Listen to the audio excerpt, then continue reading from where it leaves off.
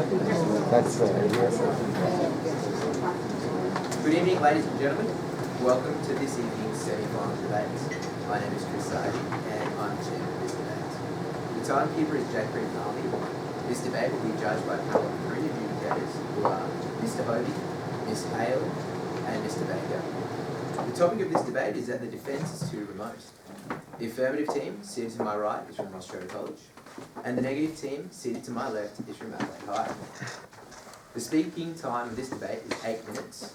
A single warning bell will sound 1 minute before the speaking time, and a double bell will sound at the speaking time. Please ensure that your mobile phones are switched off. And I declare this debate open and call upon the first affirmative speaker, Geraint Kawaj.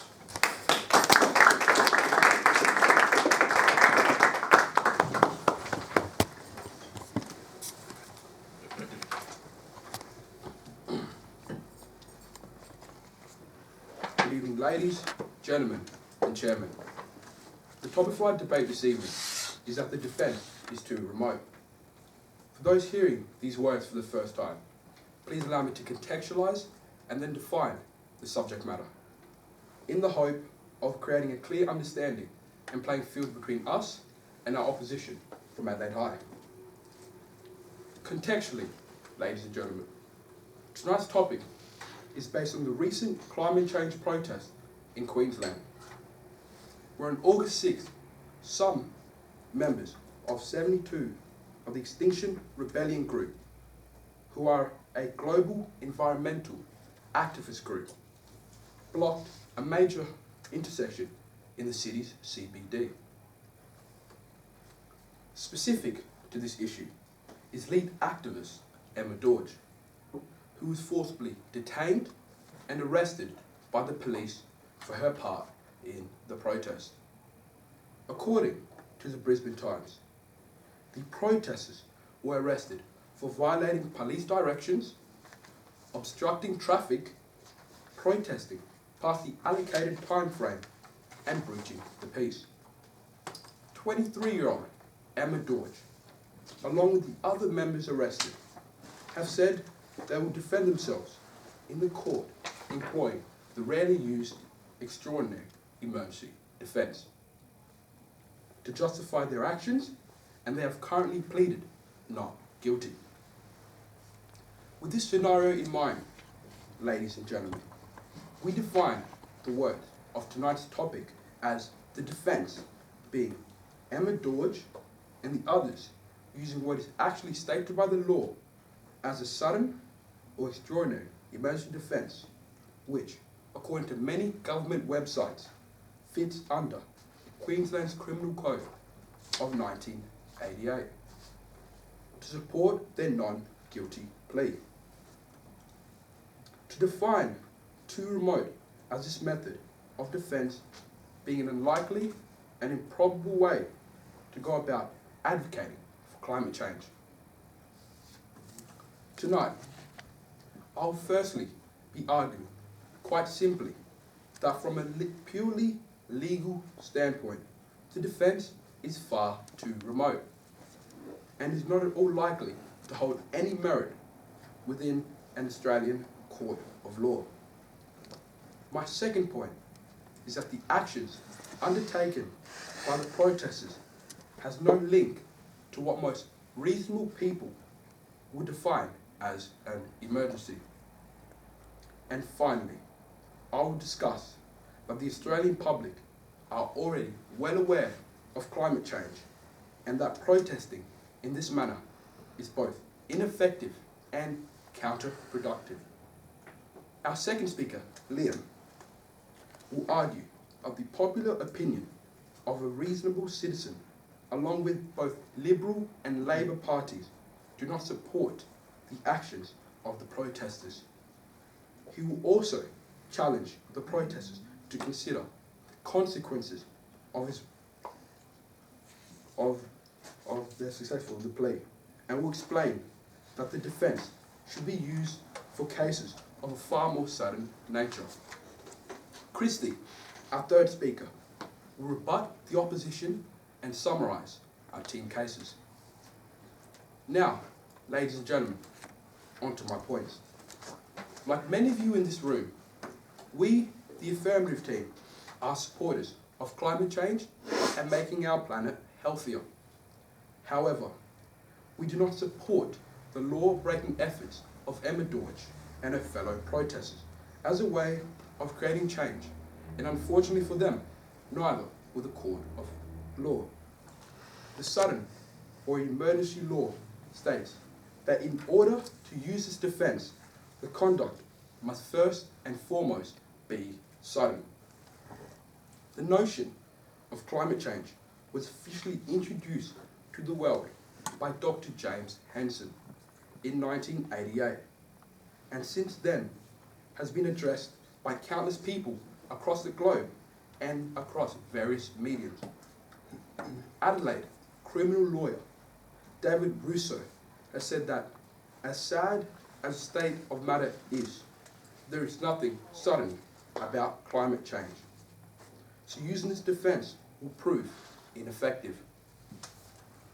Secondly, the law states that the conduct must be the only, and I stress only, reasonable way to deal with the emergency. HumanRights.com and the Dynamics of Collective Action Project states that there are alternative ways that the protesters could have acted, including rallying, picketing, and marching, just to name a few. In fact, according to Dr. Nicole Rogers from the Southern Cross School of Law, even if judges accept the arguments, the defence still has a long way to go, as they have to prove that the actions such as blocking roads and the disturbance of peace are the only options left, which, friends, is clearly not the case.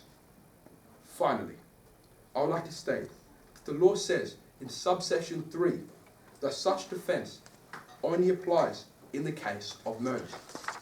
Ladies and gentlemen, is Ms. Dortch at risk of suddenly being murdered from climate change? Please. That is the definition of remote. My second point tonight is that the actions taken by the protesters has created little to no change in Queensland or nationally based on its efforts, therefore reducing the movement's significance and the chances of the defence working. When speaking to the Brisbane Times, Lord Mayor of Brisbane, Adrian Skrinner, mocked the protest, saying that the turnout was lower than the organisers has anticipated. They promised around 1,000 people would join the disruption. Yet, even with the help of a convoy of interstate blowers, they only mustered around 300 people. Now, the opposition may argue that it only takes one person to start a movement, which, despite being a weak point, has something of a hopeful truth to it. But, most pressingly, to what the mayor tweeted, and I quote, "It is clear that the community does not stand with these tactics. Hence, ladies and gentlemen, not only was the act ineffective and unsupported, the chances of the sudden or extraordinary defence working are slim." My final point, and to conclude tonight, is that the defence is too remote due to climate change already being a concern for the citizens of Australia. In no way do my team or I think that the matter is not an important one. In fact, we share the views with those reported in the survey by the Sydney Morning Herald, which found that 44% of Australians see climate change as their biggest worry. However, like the overwhelming majority in Queensland and more recently in Melbourne, we cannot support the breaking of the law to create awareness of an issue we already know about. Thank you.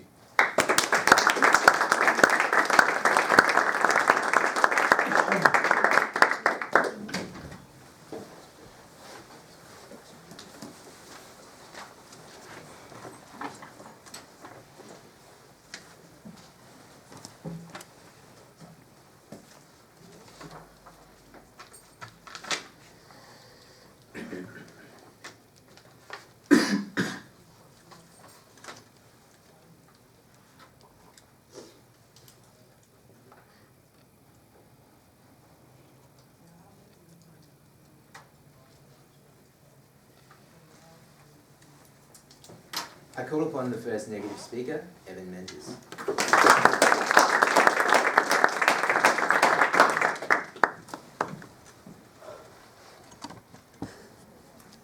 Good afternoon, Mr. Chairman, ladies and gentlemen.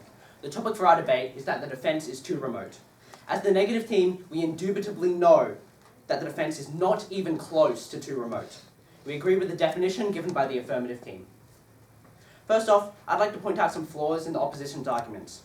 The first affirmative speaker has attempted to persuade you that because the climate protesters have other legal avenues to pursue, a legal action is not necessary. However, again and again, there is evidence of government inaction, which I will cover later in my speech. Australia's Direct Action Plan, which aims to financially incentivise businesses towards less carbon emissions, has failed, and there is no plans to reincite it. This is supported by evidence from Clean Energy Regulator and the ABC, which both found that almost a fifth of the promised carbon reductions did not occur. This emitted a surplus of 10 million tonnes of carbon dioxide into the atmosphere. Further research by Climate Action Tracker finds that Australia's carbon emissions have in fact increased by 1% annually from 2014, the year the carbon tax was repealed. Despite consistent presence from environmental movements like School Strike for Climate, Greenpeace and the Australian Youth Climate Coalition campaigning for better climate action, no concrete evidence supporting climate action by the government has been made. Put simply, the legal avenues have been exhausted by protesters with little to no concrete results. Extreme civil disobedience, such as the actions put forward by Ms. Dorje, are likely the only way left for climate protesters. Today's first speaker, I'll be talking to you about the significance of the climate crisis and the role it plays in prompting such drastic acts of civil disobedience, and hence why it constitutes an extraordinary emergency. Our second speaker will be talking about how, given that the climate crisis is an extraordinary emergency, it is an applicable defence to Ms. Dorje's case with regard to Australian laws and societal values. Our third speaker will rebut and sum up our team case. I will be discussing the widespread calamitous impacts of the climate crisis, and thus how and why they apply to the extraordinary emergency defence. My first point is exacerbating the significance of the climate crisis, as well as how and why they not only constitute an extraordinary emergency, but have been recognised as extraordinary emergencies as well. Let me begin by simply saying this. Climate change is a crisis and an emergency that should not be ignored. The extraordinary emergency defence is more than applicable to this case. Why, you may ask? Let's review the facts. Currently, our global carbon emissions cause rising sea levels, eutrophication, ecological devastation, and increased risk of natural disasters. Among other things, according to What's Happening to Our Planet, a book by Tony Juniper, a climatologist. The rising sea levels, which are projected would swallow up most of Cardiff, and China and the USA would lose many coastal cities, according to projections by Surging Seas, which simulates the impacts of melting glaciers and hence rising sea levels. At least 300 million people are projected to become displaced by this, increasing rates of immigration into places like the US and Australia, according to the fourth assessment report by the Intergovernmental Panel on Climate Change. These are just projected levels. Already, the effect of inaction is being felt across the globe. Take, for example, the influx of disease as a direct result of warmer weather caused by climate change, revealed in a sobering study by Paul Epstein, Professor of Medical Climatology at California University. As well as this, a 1999 report by the International Red Cross determined that refugees displaced as a direct result of environmental disruption totaled over 20 million. 20 million in 1999. This figure was further supported by figures and surveys reported by World Bank in that same year. It can be assumed that these numbers only grow more dire over time. That same Red Cross report also found that whilst in 1992 they assisted under 500,000 people with natural disasters, 6.5 years later, the number of people that they assisted with natural disasters rose to 5.5 million. A further study by the Intergovernmental Panel on Climate Change estimated 150 million environmental refugees were to exist by the year 2050. These catastrophic statistics speak for themselves. There is a climate emergency present. But why does the climate crisis prompt such extreme acts of civil disobedience as the ones so far enacted by Extinction Rebellion and Greenpeace protesters? How does the climate crisis make the extraordinary emergency defence applicable to their actions? So far, our global carbon emissions have been rising steadily since the 1970s, increasing by 1.6% to 36.2 gigatons annually in 2017, according to the World Resources Institute. Australia continues to have the highest per capita emissions of carbon dioxide in the world, according to studies by the European Commission and Netherlands Environmental Assessment Agency. The United States pulled out of the Paris Agreement to limit carbon emissions 2 years ago, and their reckless use of fossil fuels continues to exacerbate the climate crisis issue, according to an article by Foreign Policy magazine. Australia further denies the climate crisis, and they repealed the carbon tax in 2014, which my second speaker will elaborate on.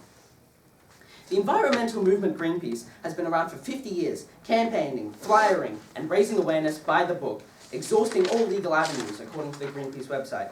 And the first United Nations Conference on Climate Change was held in 1995, which was 24 years ago, according to the UNFCCC website. Climate change and global warming have been acknowledged as an issue for almost 50 years, and yet there is no concrete evidence to support actions. Now let's review the actions that actually have been taken, especially by Australia, which is where Ms. Dorje was prosecuted. Inaction on the climate crisis is present across the globe. Take a report from the Australian Institute regarding Australian emissions, for example. The report states that Australia is the third highest exporter of carbon dioxide and fossil fuel, producing almost 10 times the global average in carbon emissions. With the presence of this clear political inaction, it is clear that these activists are forced to take extreme measures. But it is not enough for a climate emergency and political inaction to be undeniably present. How does this relate to the defence being too remote? Well, now that I have established the basis of this global, widespread emergency, I seek to explain its unquestionable applicability in regards to the defence. My second speaker, Mitchell, will further explore the qualities of the legislation surrounding the extraordinary emergency defence.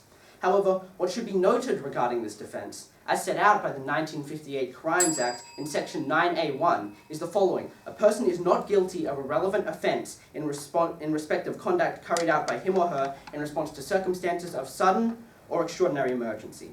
Even irrespective of the statistics behind the climate emergency laid out previously, there is further evidence of sudden or extraordinary emergency set by governments themselves. I speak, of course, of the climate emergency declarations that have been established by governments around the globe. Governments, councils, and countries all over the world acknowledge the threat of climate change as an immediate emergency. Articles from SBS, the BBC, and the Huffington Post all report on these climate emergency declarations from such prominent places as Sydney, the UK, and New York City. This is without even including places like Paris, Melbourne, Jersey, Canada. Good evening, ladies and gentlemen. The topic of tonight's debate is that the defence is too remote. This is a notion that we as the affirmative team support.